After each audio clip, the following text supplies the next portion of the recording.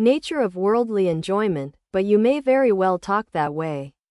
Perhaps you want to enjoy the world, and that is why you talk that way.